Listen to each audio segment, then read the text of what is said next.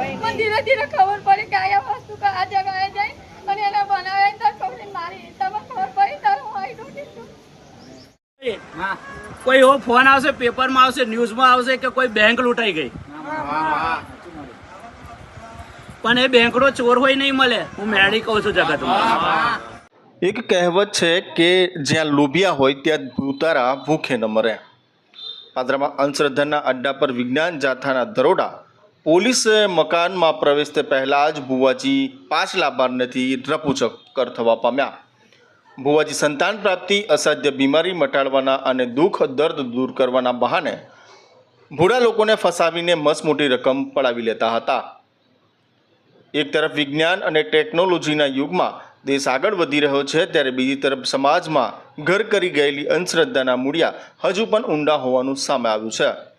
વડોદરા જિલ્લાના પાદરામાં ધર્મના નામે લોકોને છેતરતા એક ભુવાજીના અડ્ડા પર ભારત જન વિજ્ઞાન જાથાએ પોલીસને સાથે રાખી દરોડો પાડતા સમગ્ર પંથકમાં ચકચાર મચી જવા પામી છે. જો કે દરોડાની ગંધ આવી જતા ભુવાજી સ્થળ પરથી ફરાર થઈ જવા પામ્યા હતા.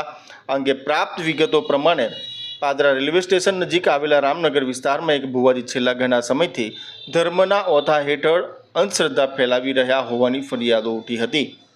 ભારત જન વિજ્ઞાન જાથાને માહિતી મળી હતી કે આ ભુવાજી સંતાન પ્રાપ્તિ, દુઃખ દર્દ નિવારણ અને અસાધ્ય શારીરિક બીમારીઓ મટાડવાના બહાને ભોળા લોકોને વિશ્વાસમાં લઈ તેમની પાસેથી મોટી રકમ અને વિવિધ ચીજ વસ્તુઓ પડાવી લેતા હતા. અમાનવીય અને ગેરકાયદે પ્રવૃત્તિને ખુલ્લી પાડવા તેમજ આજે ભારત જન વિજ્ઞાન જાથાની ટીમ પાદરા પોલીસ સાથે રાખી અને રામનગર ખાતે ભુવાજીના નિવાસ સ્થાને ત્રાટકી હતી. પોલીસનો કાફલો જોઈને આસપાસ વિસ્તારમાં લોકોના ટોળા ઉમટી પડ્યા હતા. આ ટોળામાં એવા પણ અનેક લોકો હાજર હતા જેઓ આ અંધશ્રદ્ધાની માયાજાળમાં ફસાઈને છેતરાયા હતા. જો કે પોલીસે મકાનમાં પ્રવેશતાની સાથે જ તે પહેલાં સાતીર ભુવાજી એટલે કે ઘનશ્યામ ભુવાજી 5 લાભાર્થીથી ફરાર થઈ જવા પામ્યા હતા.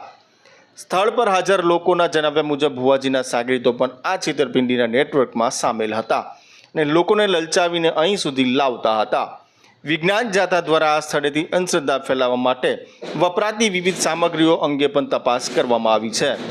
હાલમાં આ સમગ્ર મામલે પાદરા પોલીસ મથકે મામલો છે તે પહોંચ્યો છે અને પોલીસે છેતરપિંડી અને અંધશ્રદ્ધા ફેલાવવા અંગેની કલમો હેઠળ તપાસનો ધમધમાટ શરૂ કર્યો છે. ફરાર ભુવાજી અને તેના સાગરીતોને પકડવા માટે ચક્રો ગતિમાન કરવામાં આવ્યા છે.